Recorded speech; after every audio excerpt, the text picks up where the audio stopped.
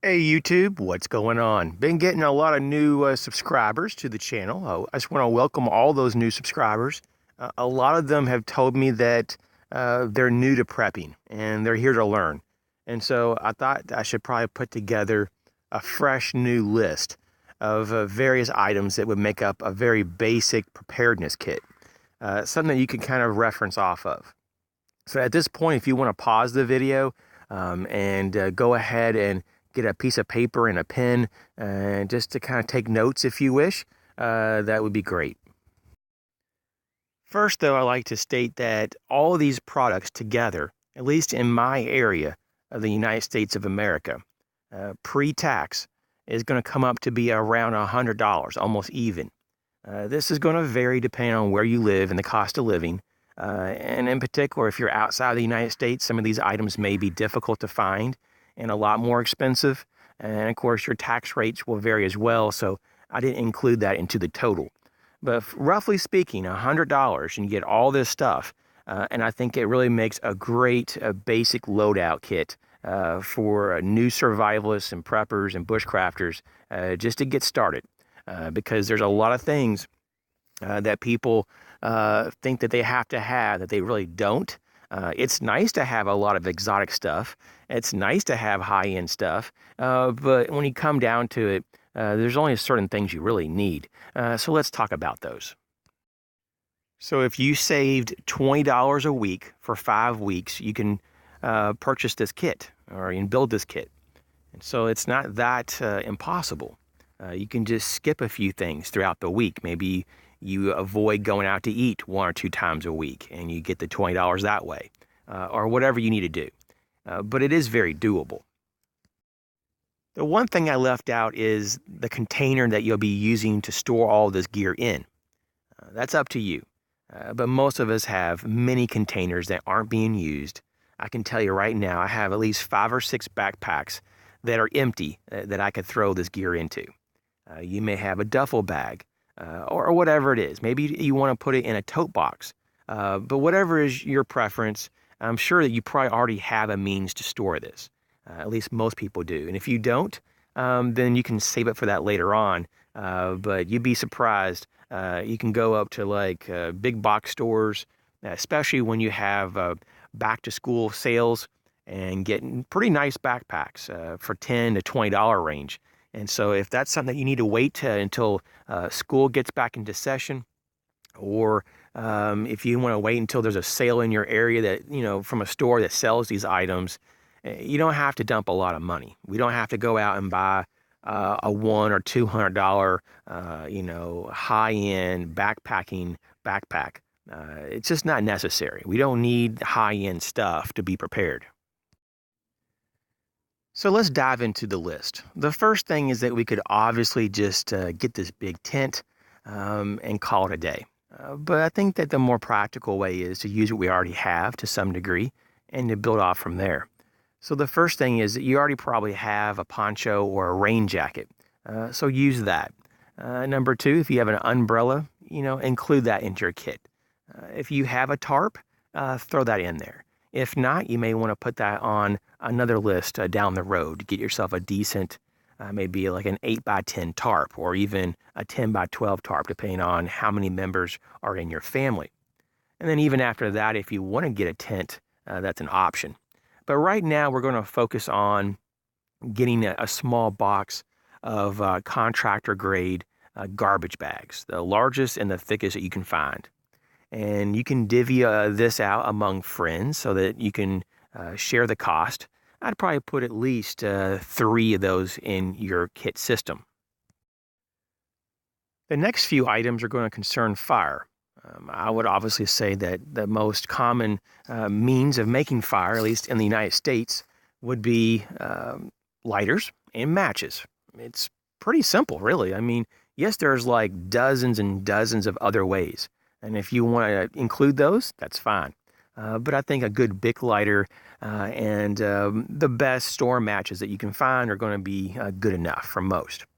What about tinder? Well, I think if you live near woods or any type of outdoor area, you can find leaves, small twigs, or even if you have larger branches, that are down and dried. You can feather stick them and make some tinder and just store all this in a plastic bag, or maybe multiple Ziploc bags, and have them broken up in different kinds. Maybe you have access to pine cones or bark. These are great tinders. They don't cost anything if you simply just walk outside and look around. Hydration, or at least a means to have clean water for other tasks. I'm going to have to say that the Mini Sawyer water filter, which typically goes for around $19 on Amazon.com, is a very good way to go.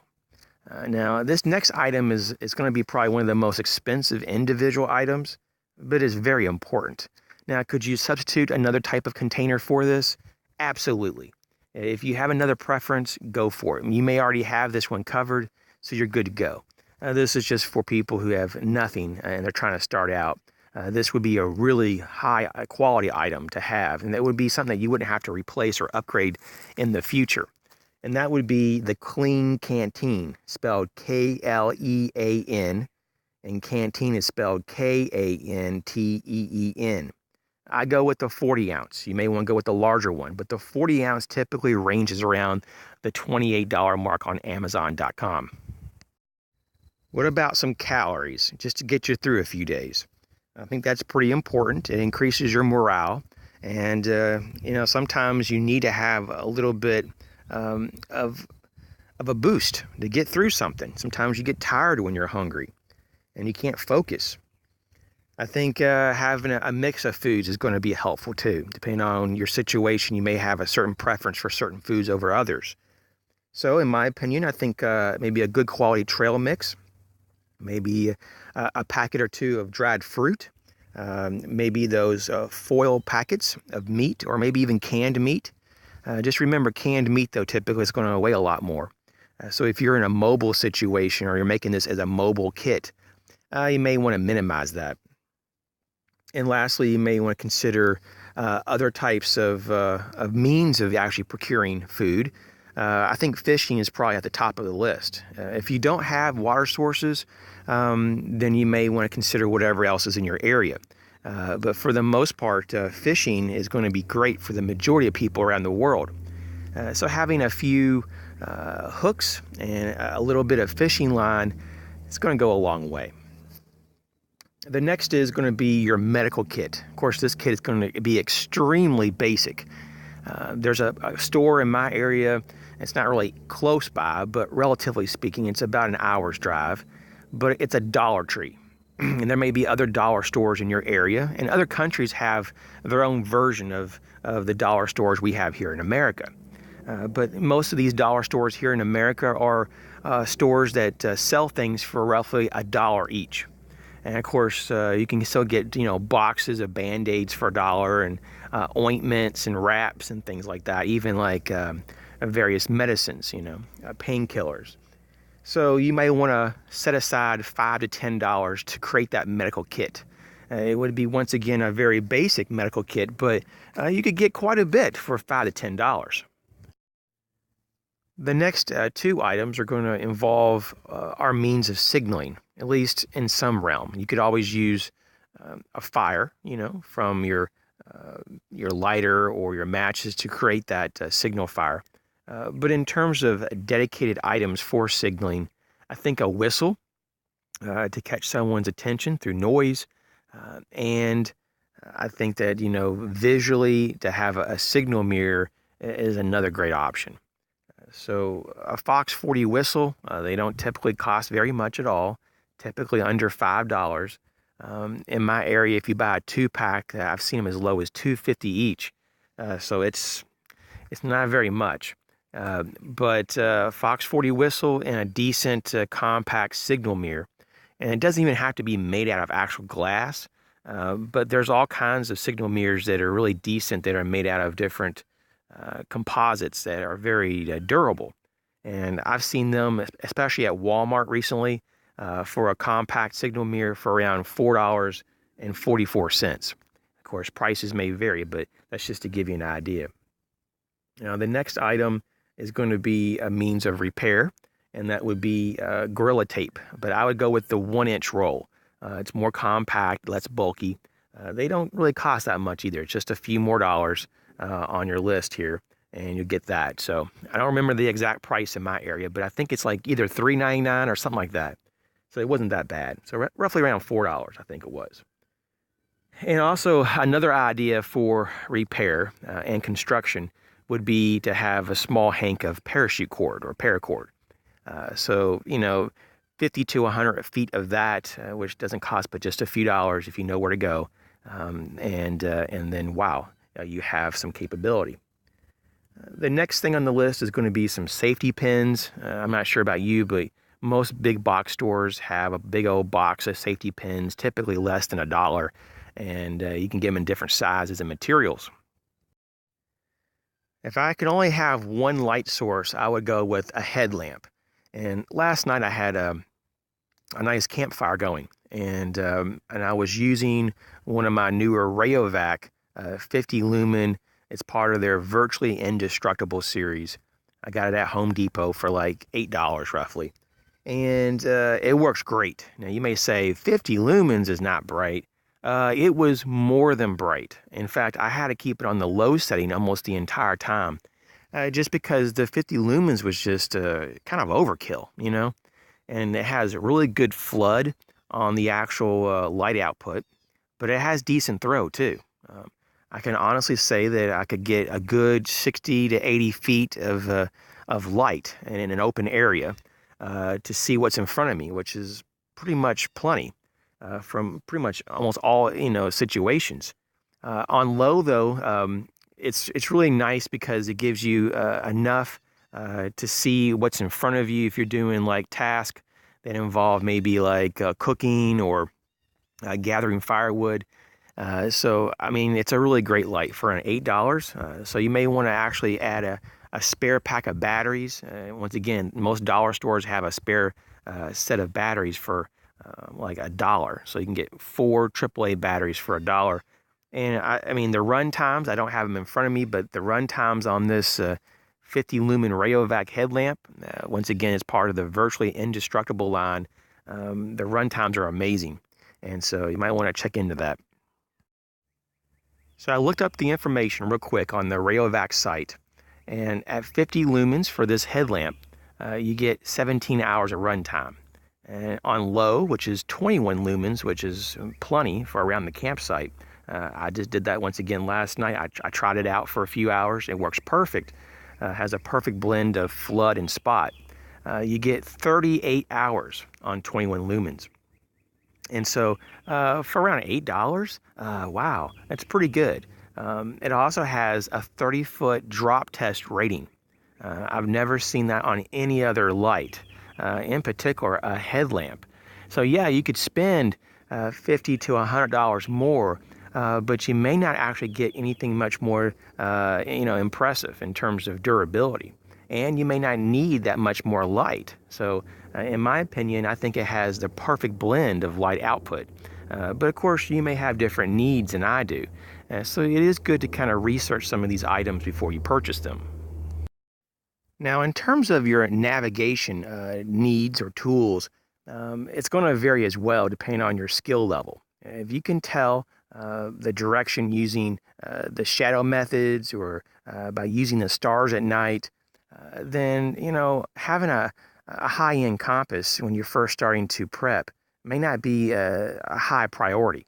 Now, eventually you want to have good quality maps and good quality compasses as part of your kits.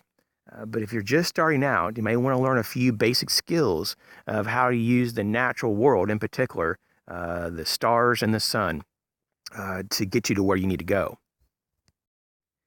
Now, this next one is a tricky one. It just depends on, once again, your intended uses and needs. You may want to go with a fixed blade or maybe a small multi-tool that has a blade. So you kind of have like a pocket knife mixed in with other tools. For me, I think it's kind of a toss-up. But if I was just to start out, I think that I would have a very basic Swiss Army knife, an actual Victorinox knife. They typically go, if you catch them on sale, I see them all the time around the $15 mark. And it's a very basic Swiss Army knife. We're not talking about ones that have 30 implements on it. But we're talking about those who might have anywhere from 7 to 9 different tools and a decent blade size. So it's not like the keychain size knives, but just the standard size Swiss Army knife. But if that's not for you and you want a fixed blade knife and not a multi-tool or a folding blade, and I totally understand if that's not what you would want, I would probably go and look at the Mora knives, the Mora of Sweden. The Mora knives is a really good way to go. They typically range anywhere from $8 to $15 as well to get you started, and they have different kinds of materials, stainless steel blades, high carbon steel blades, different sizes, and handle materials. So might want to check them out. Let's go back to the dollar store. They typically have a lot of options for hygiene.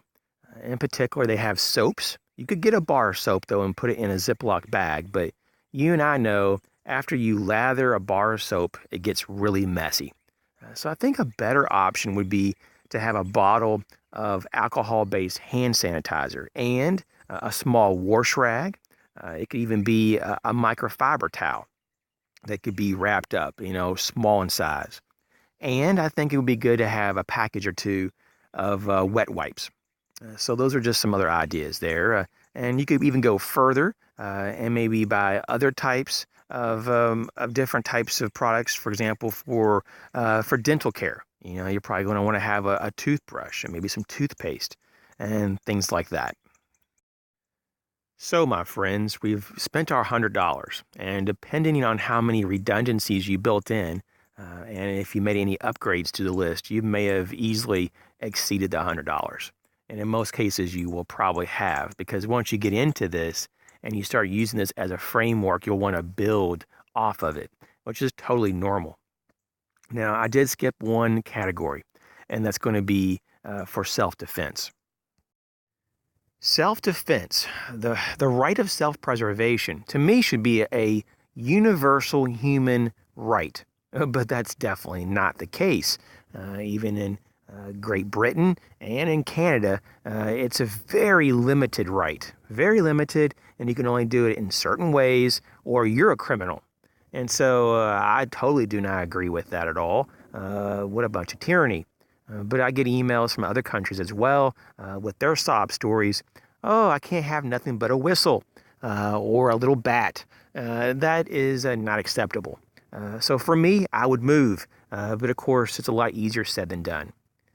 But otherwise, if you live in a free country or at least a free state, consider your options.